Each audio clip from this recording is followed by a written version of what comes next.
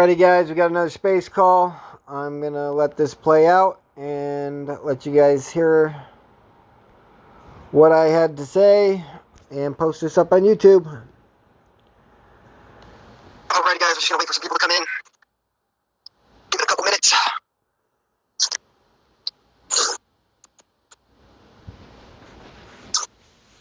Exciting day today.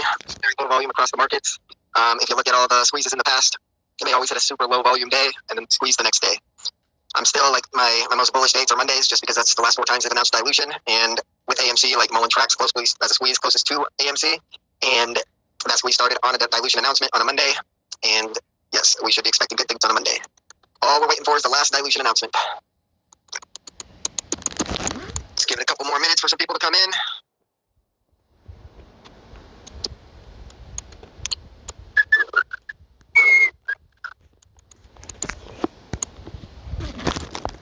With the way the Mullen's going right now, it may have its lowest volume day since the squeeze started back in March 1st. Just always good news. Makes me more bullish.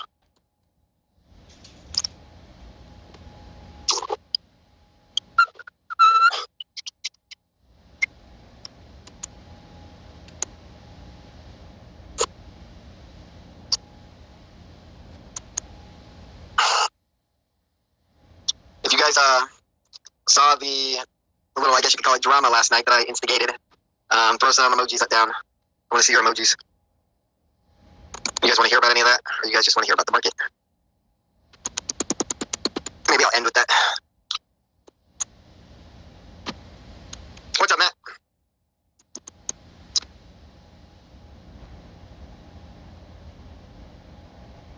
You're welcome to speak, Matt, if you'd like to. Just responding to your clip. Just one market, brother. For sure.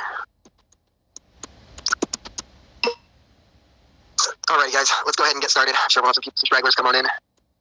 So, today we are going to discuss market manipulation. We are going to discuss what and I don't care what you want to call them, the elites, the hedge funds, they're all the same to me. I believe that, like, whether it's Hollywood, whether it's professional athletes, whether it's anybody that's already made it, they all fight for the same team. And the same team is the status quo. And in order for them to be rich, and in order for them to be celebrities and kings and all this other stuff, and it requires for there to be a poor class. They need people poor, they need people broke, because it separates them from you. And there is, with Mullen, with the Mullen squeeze, there has never been such an aggressive attack against the retail movement as this one. And we're going to go over the last few months and explain what I've seen. And if anyone else has seen some things, or if anyone has questions on any of the things that I've seen, I'm happy to go over what you guys are thinking. So, first thing, Mullen hit a bottom of 52 cents, and it was somewhere around like February 24th. And then 2 days later, it hit $1.95. Now, before that happened, David McRee actually tweeted short squeeze on Mullen incoming, or something along those lines. Of course, he deleted that tweet, but there are some screenshots of it roaming around. And what I believe is that sometime in mid-February, if you go look at the Mullen stock history and you look at the volume, sometime in mid-February, you see that the volume starts to spike insanely high. Like, this was going from hundreds of thousands of volume a day, and then all of a sudden it went to tens of millions, and then all of a sudden it hit 100 million in mid-February. And then from there it dropped from like 80 cents down to the 52 cents, and then the big volume of 600 million shares traded in a day came along with when it rose from 52 cents to $2. Now, what else happened at the same time Mullen started to squeeze?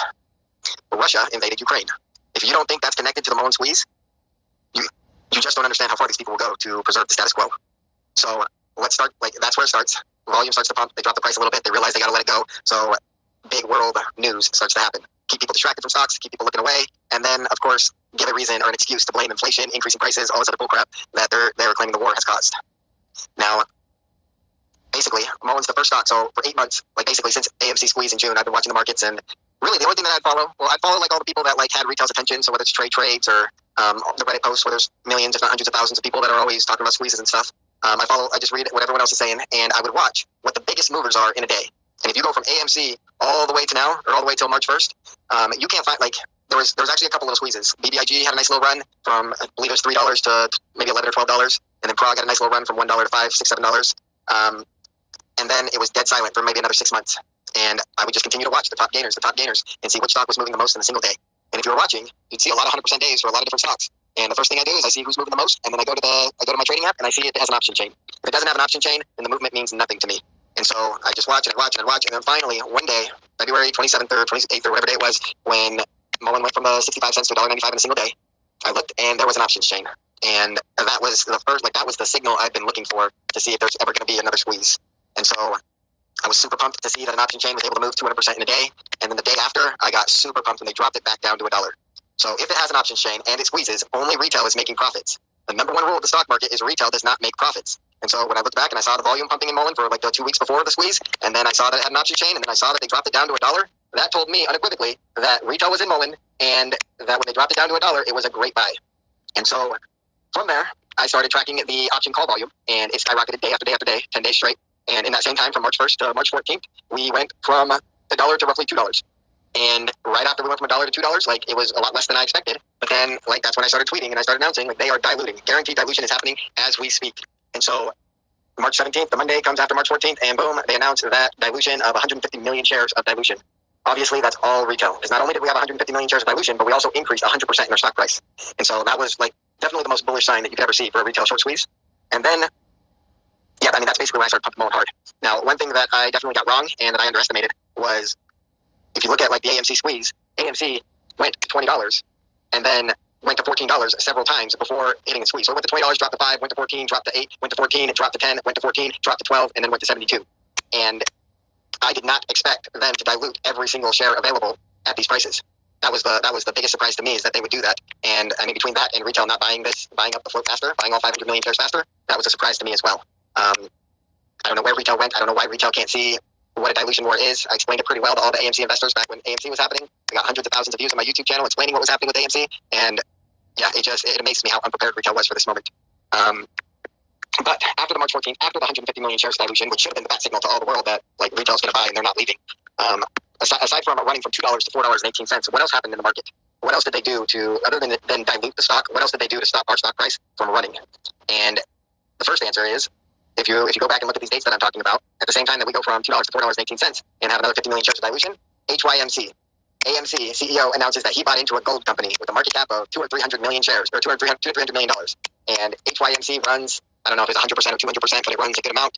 And they announced at the same time as our next $50 million dilution announcement around March 28th, they announced that they had $150 million raised in capital.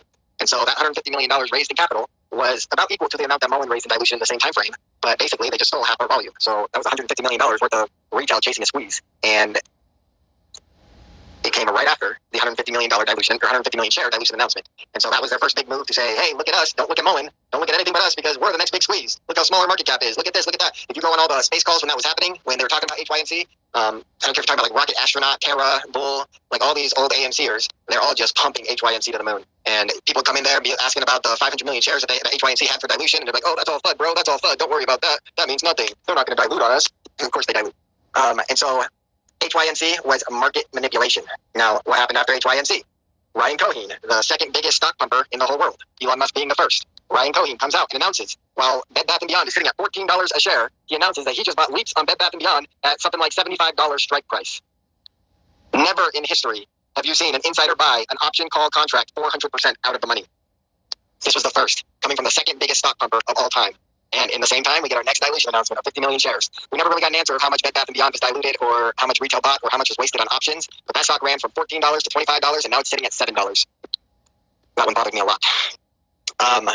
So again, Bed Bath & Beyond, Ryan Cohen, another market manipulation, another targeted attack against retail to distract from the Mullen short squeeze. Nothing else. Now, after Bed Bath & Beyond, what did we get? We got AMC and GME, the old timers, coming back and pumping like they've never pumped before. GME went from $75 to $175. AMC didn't have quite as good of a pump, but they both pumped hard AF. And so, obviously, anytime AMC and GME moves, there's a lot of people that are still listening to the old idea of a MOAS, and every time they move, guaranteed they are getting some retail dollars. Then, what else have we had? So here's something that's interesting after that. Obviously, Mullen's still doing its thing, having crazy volatility. After going from 418, it drops to 3, goes down to $2, goes back to 3, even 350, goes back down to $2, goes back to 3. And in this time, there came a lot of new Mullen pumpers. And a lot of, there's people making YouTube videos, there's people that are saying Mullen to the moon, what are you waiting for? And then all of a sudden, they bring out ATER and SST. And SST was an interesting one. This one, it goes from $20 to $42 in a single day. And in that same day that it ran from 20 to 42, it dropped back down to 25. And then the next day, it ran to 32. And all the people that were new Mullen pumpers came out and started saying, forget Mullen, go here. This is obviously a low float guaranteed short squeeze. And it runs a couple, 20, 30, 40%. And then eventually a week later, dumps down to 12. And I've never really, I didn't see the dilution announcement on SST, but guaranteed there was one. ATER was wild. So ATER basically just used all the DD that I started with on Mullen back on March 1st, and like I'm mostly talking about Reddit right now, and brought this guy on called Anon Hedge Fund, and he started pumping Ader like crazy, and every single post on Ader was getting 500 likes. You couldn't find a stock more popular on Reddit than Ader, and I mean, we've obviously seen what's happened to Ader since then. They've gotten nowhere close to Mullen dilution. I know that they have diluted, but just another example of another stock that they were pumping, and I guarantee you that when they was getting 500 likes on Reddit, that was not genuine traction. Like when they talk about bots, like you got to understand what a bot is on social media. Is it's one person having 15, 20 accounts, posting stuff, and then up-liking everything, and then going in with his other accounts, commenting on his own posts, and then up-liking those posts, and then getting a bunch of dumb retail to follow them in. And if we talk a little bit about Reddit, more manipulation. So obviously I couldn't talk about Mullen on Wall Street Bets because they have a $1.5 billion market cap rule to talk about a stock. And basically, I was on Small Street Bets, I was on r/short squeeze, and a couple others. And right as March 1st, I was pumping Mullen as good as anyone ever could, getting hundreds of likes, getting lots of good comments, and then getting a lot of hate comments as well. And if you, like the same time as I'm pumping Mullen, if you go look at all these other stocks that everyone else is pumping as a short squeeze, you can't find a hater. The only person getting hate was me because I was the only person pumping Mullen. And but like with my polls and the comments and the up likes, it was clear and obvious that retail loved what I had to say. Probably 2 weeks into Reddit pumping on Small Street Bets, they just blocked me from the whole channel and didn't allow me to post there anymore. r/short squeeze, I was given probably about a month before they gave me a 30-day ban. And ultimately, I mean, it's just like you add everything together, you consider everything together connected, and it tells me that they were obviously blocking me because I was having an impact. Now, we talked about Reddit, we talked about, so like let's get back to the inflation. I mean, gas prices going up, food prices going up, all of that's to cause you pain. All of that's to give you less money to put in a Mullen, make you feel like you gotta save your money, save your cash, and not to be risky because we are in a time of recession. And it's like a subliminal advertising, and I promise you it worked. And when I say it worked, like, I mean, every week, every 2 weeks, every month, we get another dilution announcement. So it works to an extent of it delayed our squeeze. All of these actions, they didn't stop the Mullen squeeze, they delayed the Mullen squeeze. What other stock market thing? And so all these stocks that I just talked about and all these fake pump and dumps that I just talked about that were never retail initiated, they were initiated by hedge funds and whoever else, and they all happened. And then for the last 3 months, they give them each their moments. Ader would have its moment. Obviously GME and AMC has had a few moments in the last 3 months. I mean, Bed Bath & Beyond just basically died after it hit 25. And then, also when Mullen pumped and I was dominating it on Reddit, what was the first one to come and be the first distraction? It was Nile. And obviously a lot of people don't like Nile anymore after all the things Todd has done. And the funny part is that they used Nile and they pumped Nile so hard on Reddit the same way that they did Ader. And they did it using the DD of, hey, look, we're just a tiny little 30-cent stock, 40-cent stock. Like we got nowhere left to go but up. Like we're guaranteed squeeze, people. And it's like, if you think about it, where do you see, like how many stocks out there can you go find that are between 20 cents to $1 a stock? Like they can't all be short squeezes. In fact, none of them are, except for Mullen. And why was Mullen the difference? It's because retail made it the difference. And so, obviously, if you've been following along and you've been following my tweets and everything, you know the only thing that I believe that causes a short squeeze is dilution wars by retail. And after one is begun, you guys have now seen it is clear and obvious that they will pump every other stock, no matter how much money they lose, in order to stop the main focus from succeeding. And so, I mean, if this situation ever presents itself in the future, maybe you'll be able to capitalize on that. Put half your money in the guaranteed short squeeze, and then with the other half of the money, start chasing all these garbage plays that you know they're going to let run just to try to distract people, and start taking those profits and throwing them back into the stock that you know is the real one.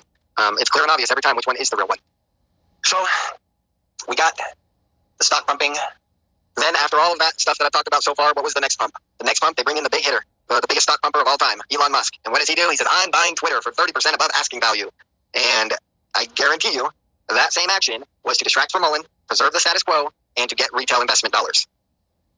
I thought we were going to do a little bit better after that because I thought that, like, with Elon Musk pumping Twitter, like it was their final card, their final play. But unfortunately, what has proven to be true is all this stuff that they've done has actually worked. Like, they had a massive amount of success of convincing retail to put their money in places other than where retail is gathered together. Pretty disappointing, but again, we're here now, so it doesn't matter. We made it. What other market manipulate? I mean, so aside from the Elon Musk Twitter deal, that was the first stock market news that they actually pumped all over CNN, Fox News. Like, they went overtime, extra time on that distraction. And then since Twitter, let me think about it for a second. But since Twitter, let's go and talk about this real quick. So first, let's talk about True Demon. So True Demon comes out as, like, David Mickery has already tweeted short squeeze inbound, and then True Demon starts, like, a couple days after that, starts pumping right before the 200% squeeze, starts pumping Mullen. And then after that, every tweet, every analysis you ever saw from him was bearish, bearish, bearish. He just does not like Mullen. And he, right before the Mullen squeeze to 418, Trades makes a video on Mullen and says, anyone that wants to follow good DD of short squeezes, this guy is here to do that. I don't want to manipulate a stock. This market cap's too small. I don't want to hurt the hedge fund, says Trey, but this guy will guide you to the right way. And after all those other stupid pump and dumps came and gone, the Mullen bull, like there was nobody that was more considered the Mullen movement than True Demon when it first started. And all of a sudden, his new squeeze play comes, and it's Redbox. And Redbox is the worst squeeze play. I like Ader more than Redbox. I like BBIG more than Redbox. I like Nile more than Redbox. Redbox is a $10 stock right now that has over, like, there's probably been a little bit of dilution that hasn't been announced yet, but they got 400 million shares to dilute. And at $10 a share, that's $4 billion that retail would have to come up with to keep this stock running. And so Redbox is absolutely the worst squeeze play on the market. There's no question about it. And right now, if you're looking at like the cost to borrow on it, if you're looking at the short interest, all of that can be evaporated with 5 million shares of dilution. Instantly evaporated. Just like Mullen's was when we ran to 418, dropped to $3, still had 130% short interest, and then it disappeared, and we got no price action. So I know I like that they're pumping Redbox, like all the people on Twitter and YouTube and all these other garbage places. I like that they're pumping Redbox the most right now because it's clear and obvious that it's the worst play in the market. And so if they're pumping the worst play in the market the hardest, that tells me they're trying to get retail volume in there the most so that they can crash it hard. Like it would not surprise me to see Redbox at $1 or $2 in the next month. And so True Demon, let's get back to him. He will pump and pump. He will tell you that AMC is a squeeze play. He will tell you that Redbox is a squeeze play. He will tell you that BBIG is a squeeze play. He will tell you that every stock on the market is a squeeze play, besides the stock where retail owns the largest number percent of the outstanding shares. Besides the stock where the dilution availability for future dilution is the smallest of all available stocks on the entire market. That's not an accident, people. Like, he didn't just miss this information. He knows it damn well, and he is there to tell people exactly to buy something that doesn't matter. He is there to get you to look away from Mullen, 100%.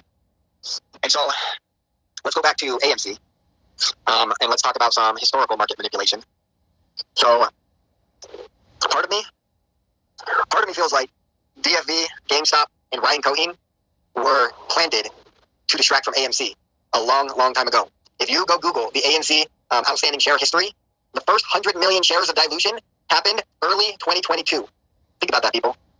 The same time that DFV gets on YouTube and starts pumping GameStop, the only stock actually being diluted by retail is AMC movie theaters. And so AMC is fighting this dilution, 100 million in early 2022, another 100 million by the end of 2022. And the stock price never moved anywhere from $2 to $5 the whole time. And then what do? They squeeze GameStop to the moon in January, and they give AMC a little bit of a bump in comparison to what GameStop got. And unfortunately for them, what happened?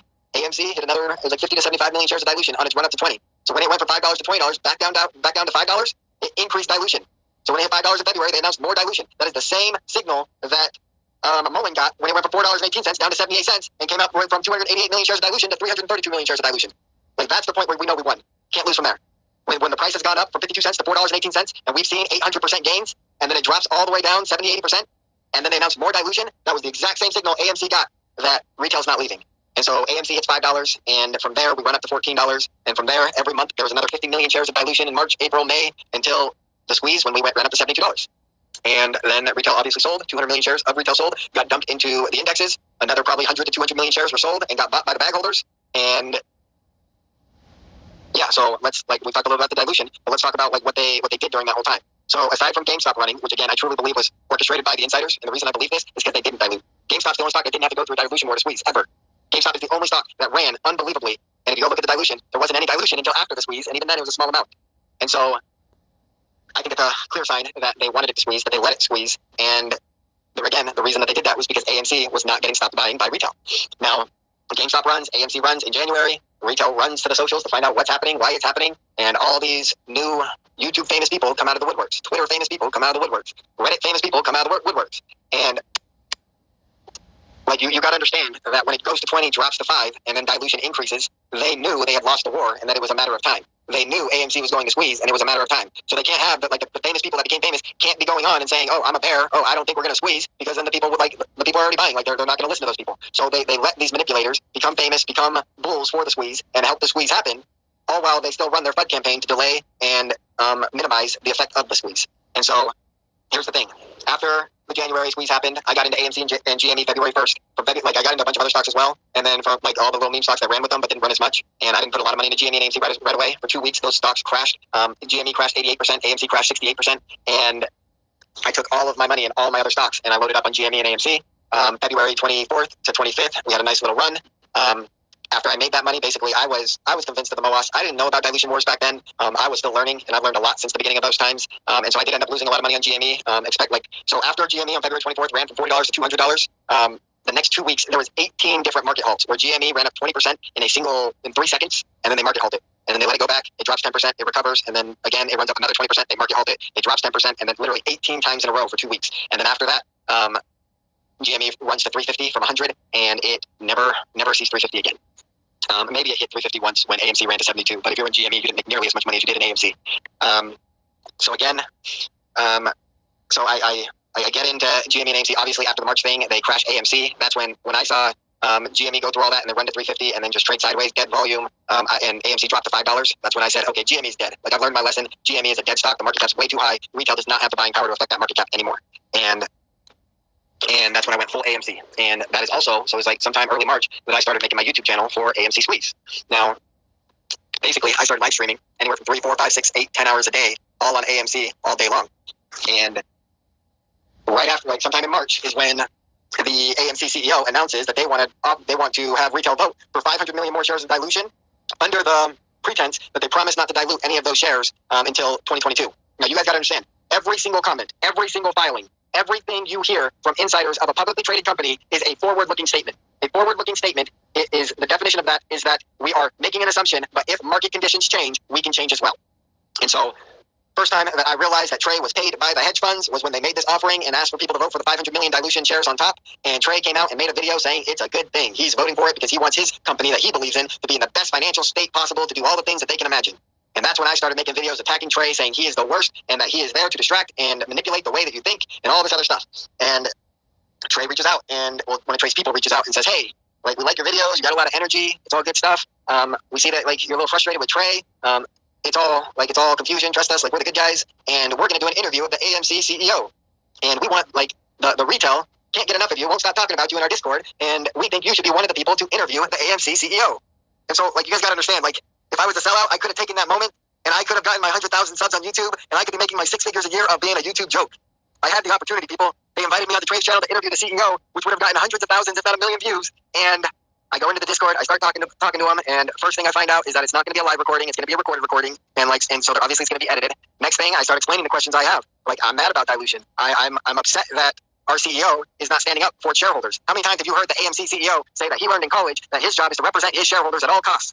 Well, when you dilute, whether it's to keep the price from going up or whether it's to help the shorts cover their short interest, you are actively hurting your retail investors. Guaranteed. There's no other way to say it. There is, like, anyone that's saying anything different is a piece of garbage shill. And so I start explaining, I say, look, like they start talking about all the stupid questions they want to ask the AMC CEO, and it is just like fluff piece after fluff piece, like stuff that I know you guys don't care about. And so I start saying the questions that I want to ask the AMC CEO, and instantly they start hitting me with, oh, that's the wrong attitude, Godbill. That's not what you should be saying. That's not like, well, this should be friendly. This should be good. And it's like, I want answers. I don't want a fluff piece, and I'm not here to be a celebrity. I'm here to take edgy money. And it was just clear and obvious that they were not about it. And so I told them to get bent, and I walked away. I walked away from the guaranteed payday. And that's when I started making videos hardcore saying Trey is a piece of garbage. Now, Trey ends like they were going to have 4 or 5 people interview the CEO of AMC.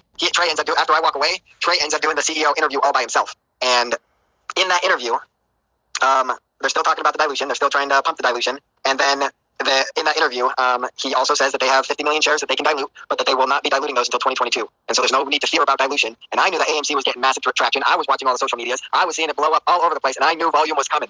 And so AMC sitting at $9, $10 a share, and I take the $50,000 that I have, and I throw it all into $10 strikes, $11 strikes, $14 strikes, and $17 strikes, which were literally, like, my $17 strikes were 3 pennies a share, a contract. My $10 strikes were something like 20 cents a contract. Like, the volatility was so low in the AMC that I was able to load up a massive number of contracts. In the next 2 weeks, we see volume, and I had 2 weeks to expire options. In the next 2 weeks, we see volume skyrocket, and we see the price drop down to $8 a share. And then the last 3 days until my options expire, I get all the way to at the money on my first, where I put half my money on my $10 strikes, and they expire worthless. The next 3 days after that, 3 days after my options expired, we end up hitting $14 a share. And so, and they announced on that Monday, after my options expired, that they diluted those 50 million shares that they said they would not dilute until 2022. I'm going to let someone come in and speak real quick if they got something to say. Go ahead, man. What do you got to say, John? Yeah, so you're given a timeline of 3 weeks before we squeeze, and it's time to get $20. So you say, Yeah, Mullen squeezing before June 27th. That's a fact. So I expect it on the next dilution announcement, which could be this Monday or next. But whenever we get the dilution announcement, we will start the squeeze, and within 1 or 2 weeks, we'll hit $20, and the squeeze will start before June 27th. so do you expect it to go past $20? I could see $40, but because, like, so the whole point of this call is to explain to you guys that the people that are pumping and the people that are getting a lot of followers on social media, like, that is an organized execution. And when I start seeing them pump $50 a share, that tells me we are not going to $50 a share, and they are trying to get people to hold out. So when it hits 40, it drops all the way back down to 20. Can you guys hear me? I just got a message saying people can't hear me. Can everyone hear me? Yeah, I can hear you. Yeah. Okay, cool. So So, yeah, I mean, again, what I'm trying to explain here is that when you get these people that come out and start being Mullen bulls, just like in the same event as AMC bulls, like, yes, they are saying things that might get people to buy into Mullen every once in a while, but that is not their intention. Their intention is to control the narrative, to create bag holders, and so when they start pumping $50 online, that tells me we are not hitting $50. When they start getting 500 votes saying they won't sell until $50, that tells me we are not hitting $50. And so, here, again, I'll explain this. I'm cashing out a fat chunk of money at $20. After that, I'm playing calls and puts, and every time one side hits, I'm going to cash it out and play the other side even bigger, and I am looking for maybe $40 as a max before I make a huge put bet. And I think for 40, we'll drop down to probably $10 over the next 6 months. And then once Mullen starts making cars again, I'm sure it'll be 100 to 200 stocks, $100 to $200 stocks someday.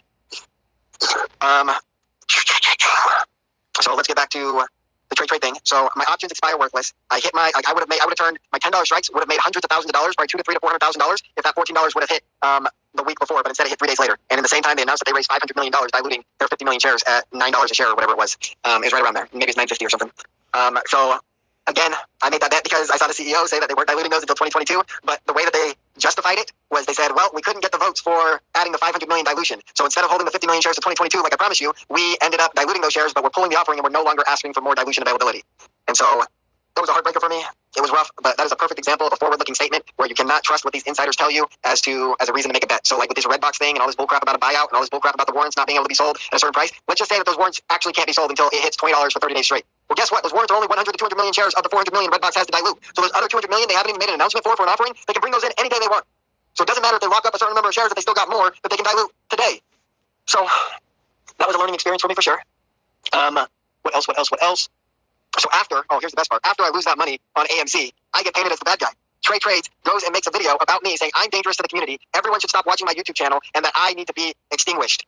I freaking sent him a cease and desist saying he better never make a freaking another video about me or I will destroy his life. And guess what? He never made another fucking video about me. Oh, man. He announced the video, like he made a video about me on Saturday, and I sent him that thing over the weekend, and he said he was going to make a video about me on Monday, and that video never came. He ghosted. But at the same time they made that video, I got so much hate. You guys could not imagine how much hate I got. All of my YouTube videos, literally tens of thousands of dislikes. Like he literally sent the pack on me and said, destroy this guy. What else? Yeah, I mean, absolutely. Like the rest of the AMC thing, obviously, like the market manipulation, the whole time, all the way up until the squeeze, all it was rich people going on to CNBC saying, hey, like AMC's a garbage stock with a lot of debt and it's going to a penny a share. And it's like, you guys got to understand this. The stock price of a company has zero to do with the fundamentals of a company. This world that we live in, the money system that we live in, is completely about liquidity, buying and selling. And if there's buyers and there's no sellers, the stock price will move up. It does not matter about the company. It does not matter about how much money they make. It does not matter about how much debt they have. None of that applies to a stock. The only thing that matters is, can the market makers put more sell orders on the market than buy orders? And if they can, then they can control the price to wherever they want. Let's just say there's 1 million shares that want to be bought at Mullen all the way down, and people got limit orders. If it dips, they're going to get filled. Well, there's 1 million shares ready to be bought with all the limit orders. All they got to do is come in and sell 1,000,001 shares. And that one share that's still being sold that nobody's willing to buy will crash that price all the way down to zero.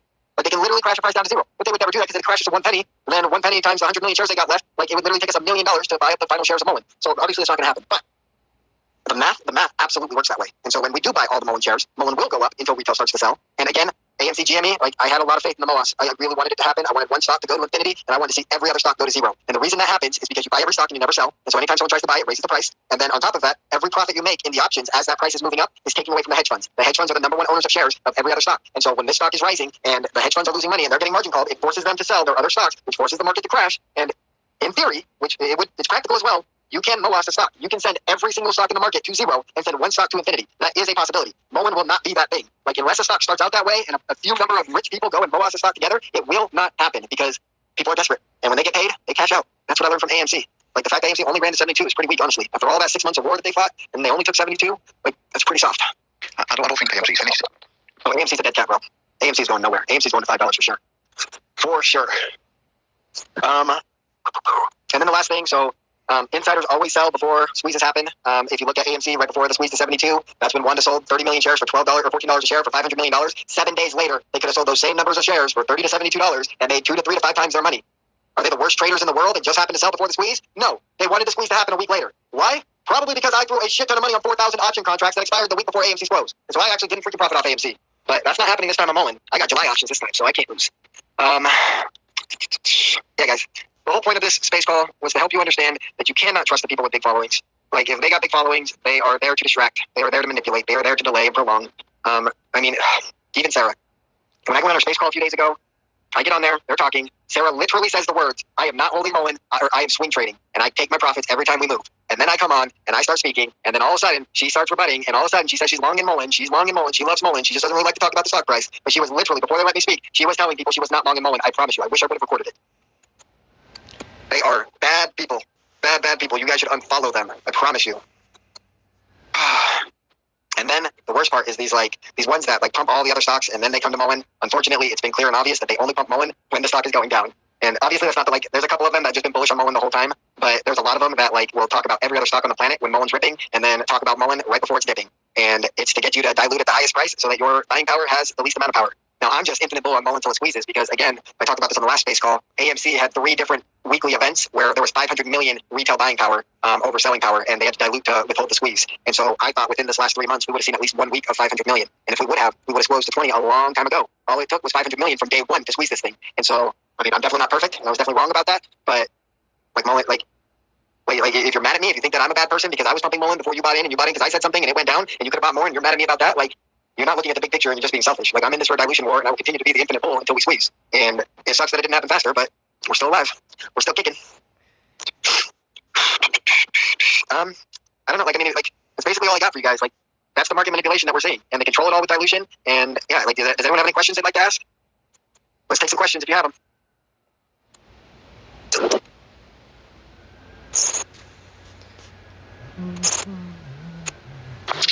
So when we get good news, the stock price goes down. When the market overall, our stock price goes down. What is that? Yeah, I mean, that's to make you angry. That's to make you give up. I mean, the whole point of the last 3 months and everything I just talked about was to get people to sell their Mullen before the squeeze. If they could get 200 million shares of their shares back right now, we wouldn't squeeze. And so they do everything in their mind that they can think of. They raise your prices. They manipulate the stock price. They pump every other stock and make every other stock look like it's about to squeeze. We're on the verge of squeezing to infinity. But yeah, that's all it is, man. It's the ultimate FUD campaign.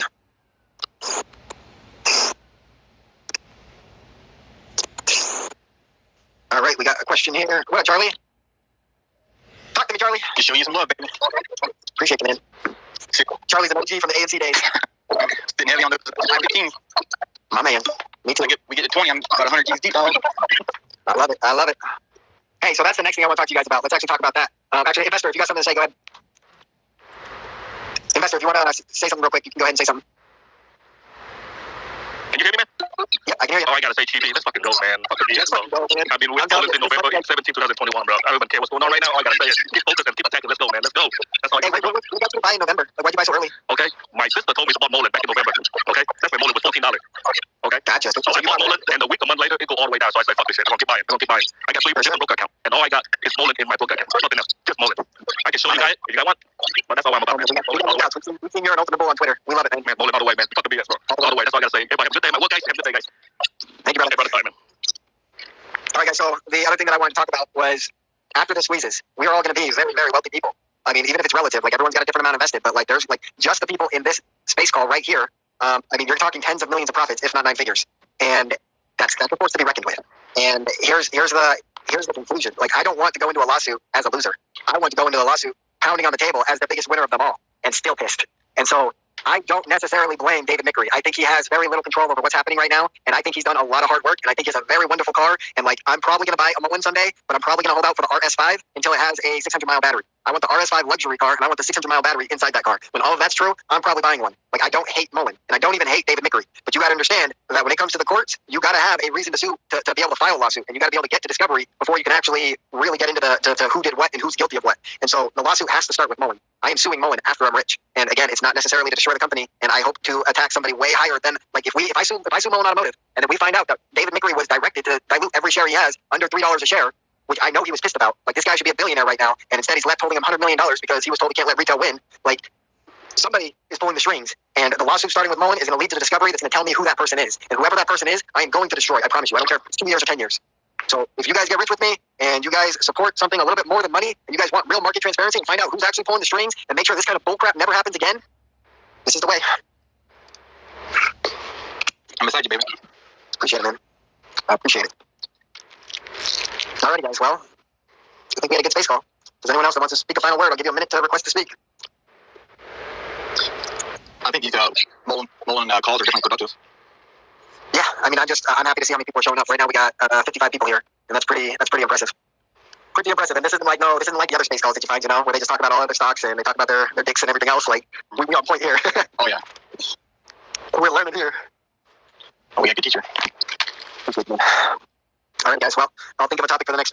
and I appreciate you all showing up and spreading the good word.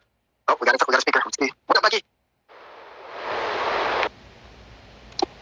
Go ahead, Becky.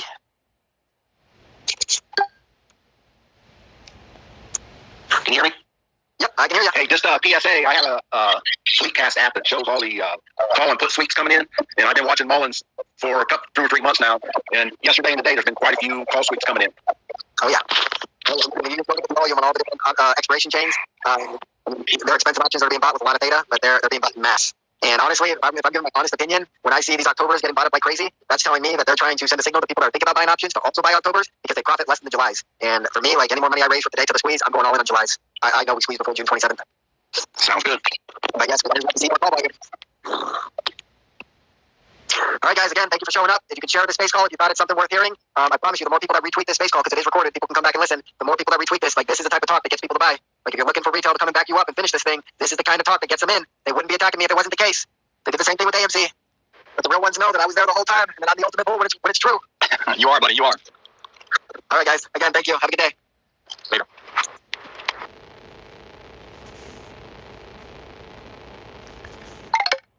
Very nice.